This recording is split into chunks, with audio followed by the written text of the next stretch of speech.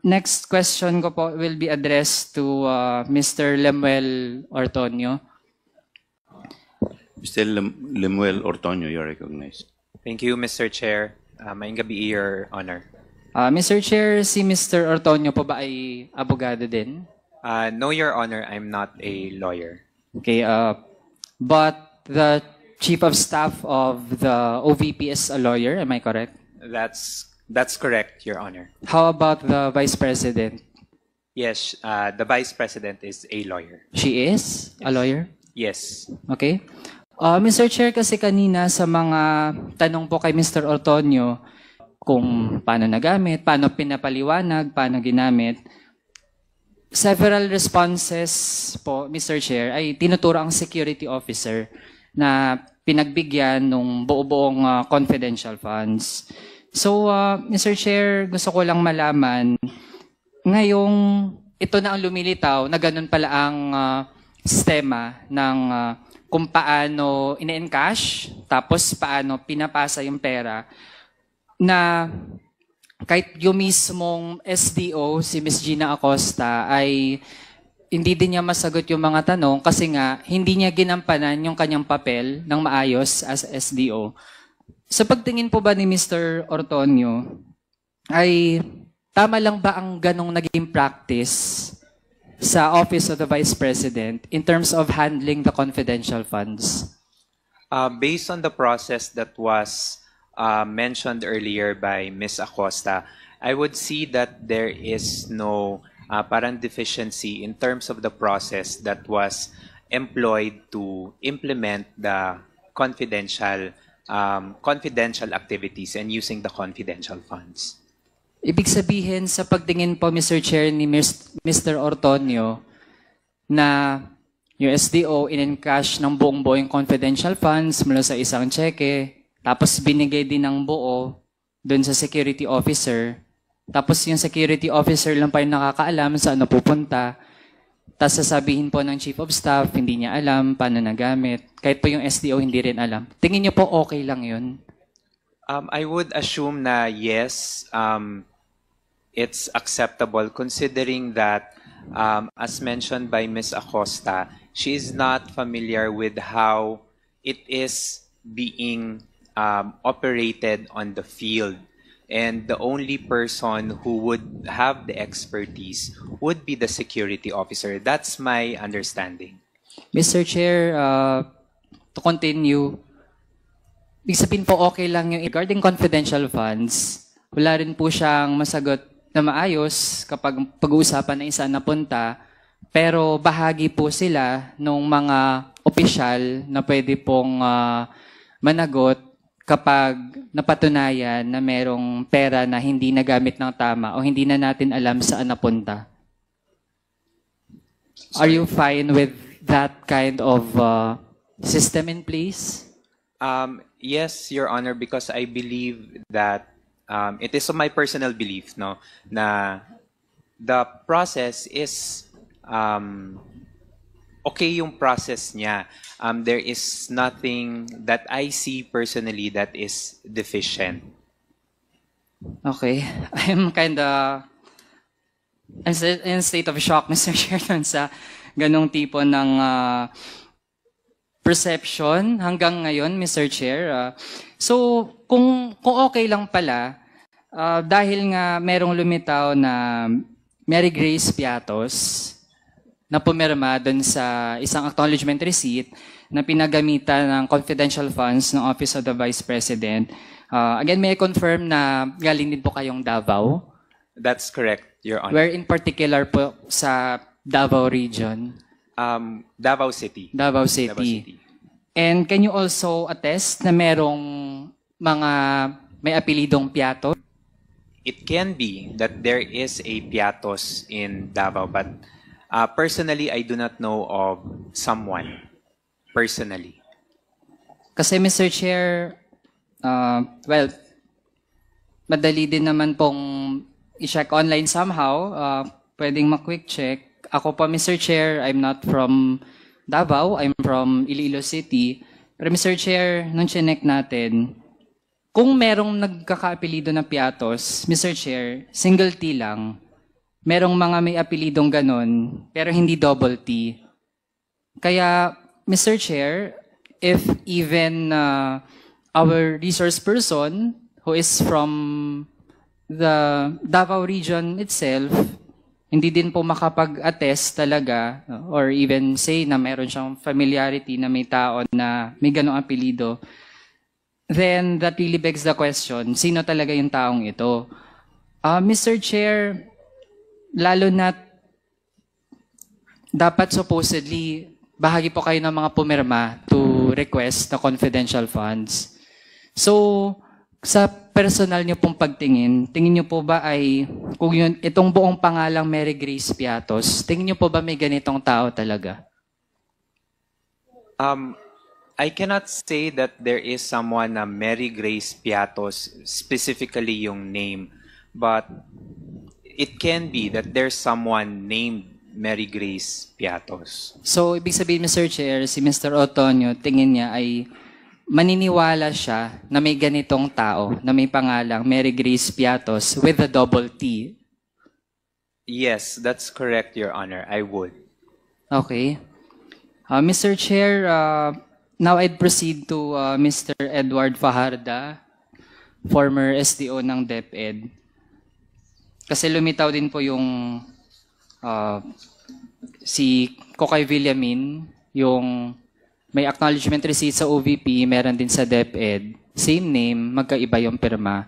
Kung kayo po, tingin nyo ba posible na merong isang tao, tapos meron siyang at least dalawang magkaibang pirma? Mr. Chair, Yes or no lang po. Tingin nyo po ba okay yun? can I explain first Ay, before hindi I po. said yes or no? Gusto ko po manang malaman kung tingin nyo po posible na yun, may ganong sitwasyon. Possible po, Your Honor. Possible. Paano po siya pwedeng maging posible? Kasi po, sa akin lang pong pananaw, kapag sa akin lang, hindi po talaga ako magbibigay ng tunay kong pangalan. Kasi madedelikado po kasi ang buhay ko. So, posibleng may nagaya pong pangalan, so iba po ang perma. Sa akin lang po yan. Posibleng Po sa akin. nagaya ang pangalan. Out nagaya of po yan. hundreds of possible first names and out of hundreds or even thousands of surnames, ay posibleng randomly merong isang Kokoy Villamin na lumitaw sa OVP, meron din po sa DepEd. Sa akin lang pong Tingin nyo po, sa akin lang posible pong yun? paningin. Posible po. Kaya po siguro, magkaiba ang perma. Sa akin lang po yan, Mr. Chair, Tingin pero niyo hindi po. naman po ako expert yan. Pero bilang naging former special disbursing officer, kung kayo po yung nakatanggap nun, ano pong iisipin po ninyo? Mr. Chair, kasi hindi naman po expert, pero kung ako po, ito double check ko po siguro. Ida-double check. Opo. So, dahil po naging special disbursing officer po kayo ng DepEd at nag-handle po ng confidential funds, nung nasubmit na po, na-compile na yung mga acknowledgement receipt, na-check nyo po ba lahat ng yon para ma-encounter yung Kokoy Villamin? Mr. Chair, ang gina-check ko po kasi sobrang dami po niyan. Maghahabol po ako sa oras po kasi may ano po yan eh. Pag sinasubmit po yan, 30 days after the quarter.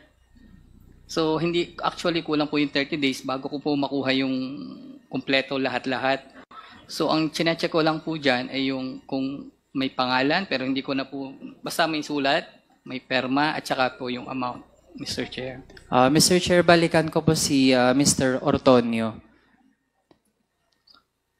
Kayo po tingin nyo posible na may isang tao na merong dalawang magkaibang pirma?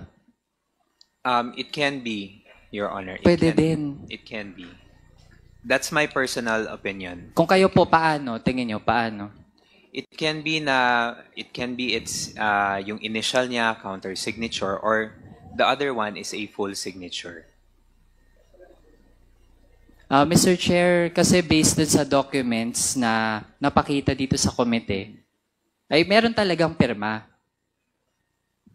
Pero pareho po yung pangalan.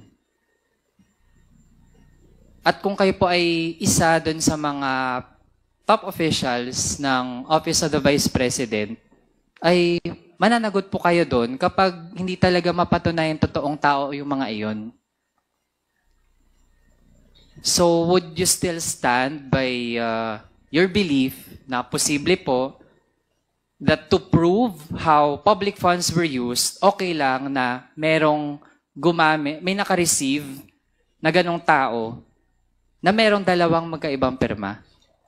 It can be, Your Honor, but of course, subject to verification. So kung kayo po malalaman nyo na may ganun pala, anong gagawin nyo? Double check, Your Honor.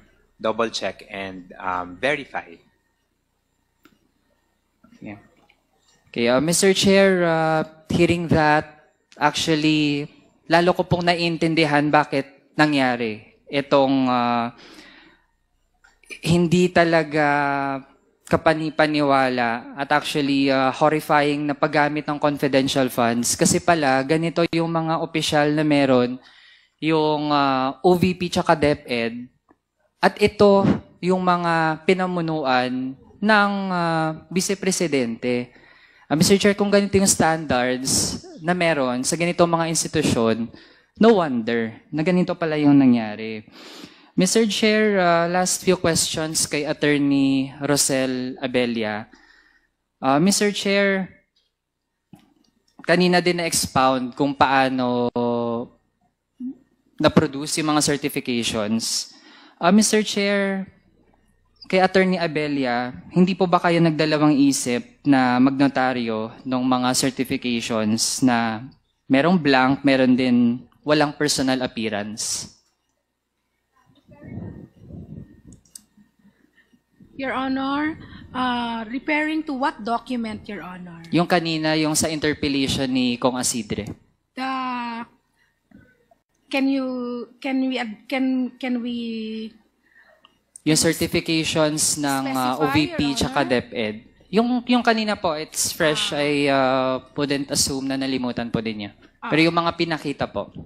Yes, Your Honor, as I mentioned, while it's not written on the document, Your Honor, may I request that the document be specific, Your Honor, so that I can accurately answer, because there are several documents. Napakita po kanina yun. Your Honor, madaming document na pinakita po, Your Honor. Okay, we can request the help of the technical staff, pero yung isa doon ay dapat dalawa yung sinasabing nag-appear personally. Isa doon si VP Sara, pero hindi siya nag-personally appear. Yes, Your Honor.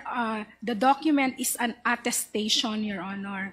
So when we attest, Your Honor, the one who is executing the document is the special disbursing officer. The attesting Mr. Chair, I think na-establish na po kanina na supposedly, kung dalawa yung nakalagay na pangalan, tapos end pa siya, No, Your dalawa po Honor. sila. We- Mr. Chair, the resource person is not yet recognized, so I Your should Honor, be allowed to I'm not finish. finished answering, Your Honor. My I'm not answer finished was with my question. corrected. Sufficient time to answer because my answer was Attorney- incomplete. Attorney Abella, Yes, Your Honor. huwag po kayo makipagsabayan. Antayin po ninyo matapos yung tanong bago po kayo sumagot. I apologize, Your Okay. Honor. So, Yes, thank you, Congressman Mr. Chair. Mr. Chair, I think napaka-basic din naman po ng tanong ko. We have already heard kanina ano yung mga ginawa pala ni Attorney Abella mula dun sa interpellation ni Kong Asidre. Actually, gusto ko pa nga po na marinig. No? Yun, kung nung ginawa po yon or bago pa nga magawa, ay hindi man lang ba nagdalawang isip na hindi ito yung tamang gawin, na magnotaryo sa mga dokumento na blank or wala yung personal appearance.